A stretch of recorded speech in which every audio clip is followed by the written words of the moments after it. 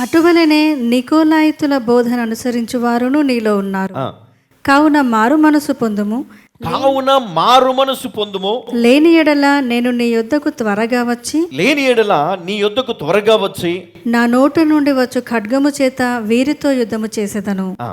సంఘములతో ఆత్మ చెప్పుచున్న మాట చెవిగలవాడు వినుగాక. ఏమన్నాడు? సంఘములతో ఆత్మ చెప్పుచున్న మాట చెవిగలవాడు వినుగాక. జయించు వానికి మరుగయ్యున్న మన్నాను భుజింపనిత్తును. ఏమంట? జయించిన వారికి మరుగయ్యున్న మన్నాను భుజింపనిత్తును, మరియు అతనికి తెల్ల రాతినిత్తును.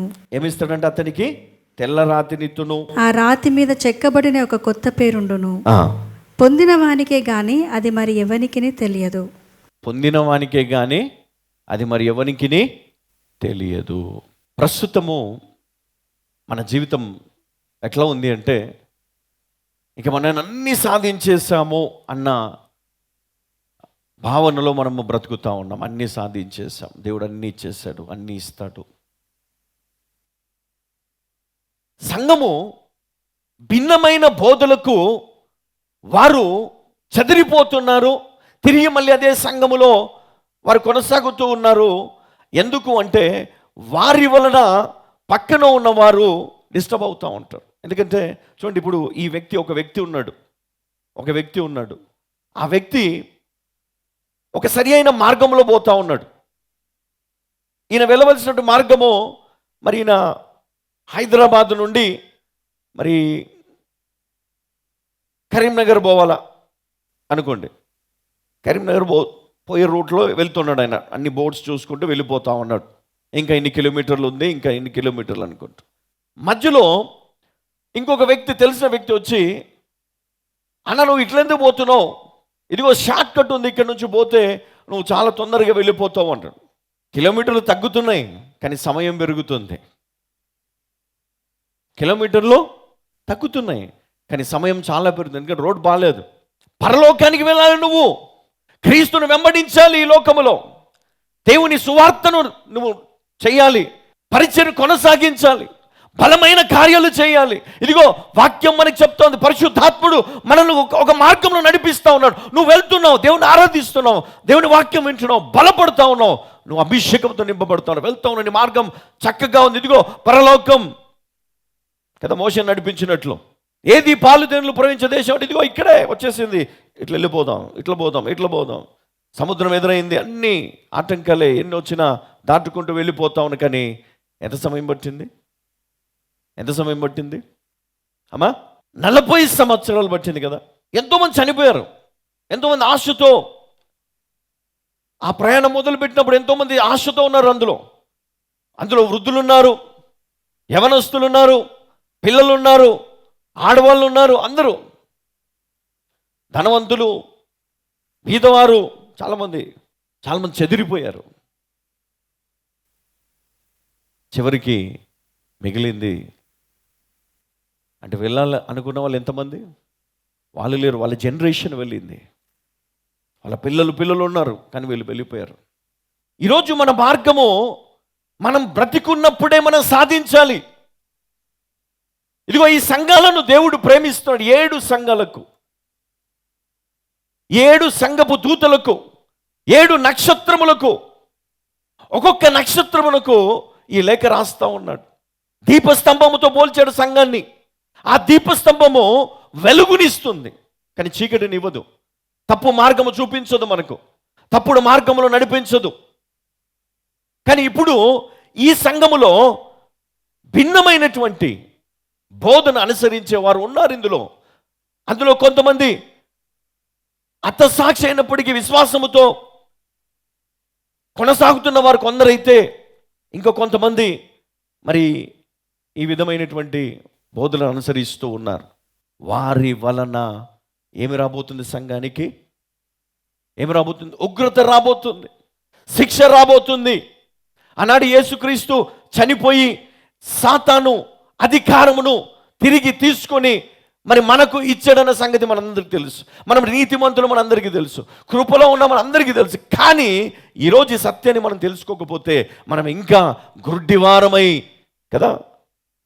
గుడ్డివారు ఒక గుడ్డివానికి దారి చూపిస్తాడా అమ్మా?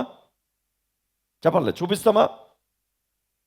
మన కళ్ళుండి చూడలేని పరిస్థితి. యూదులు కదా, యూదులమని చెప్పి, యూదులు కాదు వాళ్ళు, కానీ యూదులమని చెప్తున్నారు. క్రైస్తవులమని చెప్పి, కానీ క్రైస్తవులు కానివారు, యూదులు కానివారు.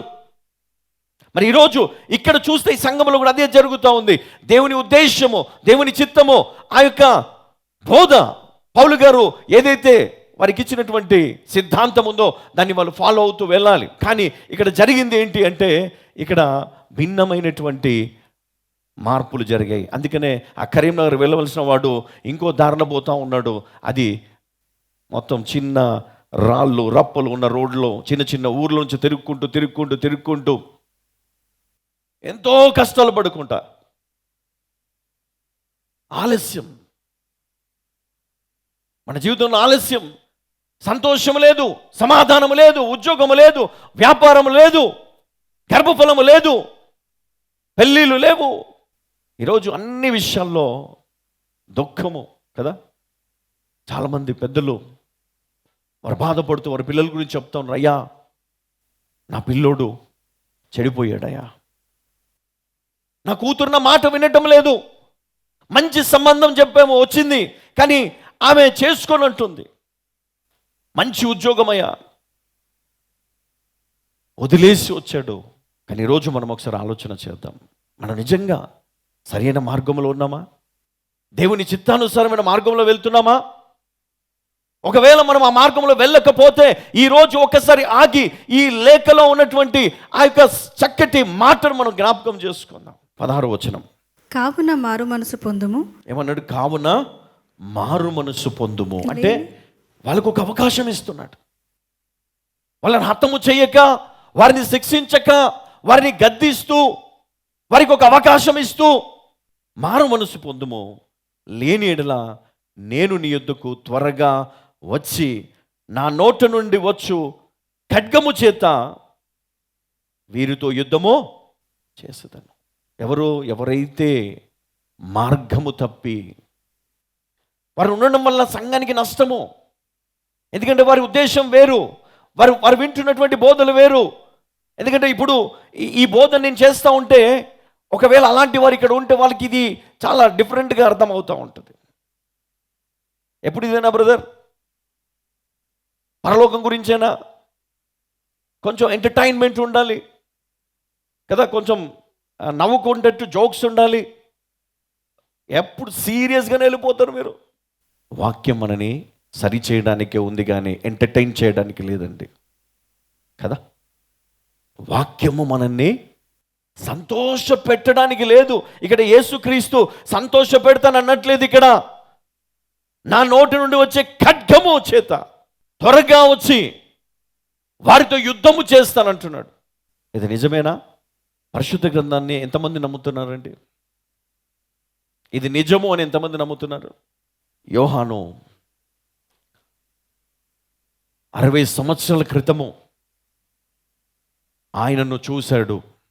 మళ్ళీ ఆయన అప్పుడే ఆయనను చూడడం, ఆయన చేతిలో 7 నక్షత్రములు కలిగి 7 దీపస్తంభములు, వాటి మధ్యలో సంచరిస్తూ ఆయన కనపడుతూ ఉన్నాడు. సైరస్ చక్రవర్తి ఒక నాణము ముద్రించాడు. ఆ నాణములో ఒక బాలుని మనం చూస్తాం. బాలుని చేతిలో 7 నక్షత్రములు కనబడతాయి. ఇదిగో నా తర్వాత నా కుమారుడే దేవుడు ఈ రాజ్యానికి, చక్రవర్తి. నన్ను కాకుండా మీరు ఎవరిని ఆరాధించినా వారికి కఠినమైన మరణ శిక్ష, దాన్ని అధిగమించి ఈ సంఘములు నిలబడ్డాయి. ఒకవైపు మరణాలు జరుగుతూ ఉన్నాయి, ఇంకోవైపు సాతానుడు పొంచి ఉన్నాడు. ఎందుకంటే సాతానుకు ఉన్నటువంటి అధికారమును బట్టి మరి అక్కడే ఉన్నాడు కాబట్టి వాడు ఏం చేస్తూ ఉన్నాడు? టైం చూసి సంఘములో ఉన్నటువంటి విశ్వాసులను పడేస్తూ వస్తున్నాడు. వారి మార్గాలను చెడగొడతా ఉన్నాడు, వారి పనిని పాడు చేస్తూ ఉన్నాడు, వారి ఆలోచన భ్రష్టు పట్టిస్తూ ఉన్నాడు. అందుకనే మరి ద లాస్ట్ ట్రంపెట్ రివైవల్, సంఘానికి దేవుడు మరి ఇస్తున్నటువంటి వర్తమానం ఇది. సరి చేసుకోవాలి మనం. మన సంఘాన్ని మనం సరి చేసుకోవాలి. సంఘములో ఒకవేళ అలాంటి ఉద్దేశములు కలిగిన వారు, ఒకవేళ అలాంటి బోధల్లో వైపు వెళ్తున్నటువంటి వారు ఈరోజు మరి మనస్సును మార్చుకోకపోతే అది మంచిది కాదు అని నేను జ్ఞాపకం చేస్తా ఉన్నాను.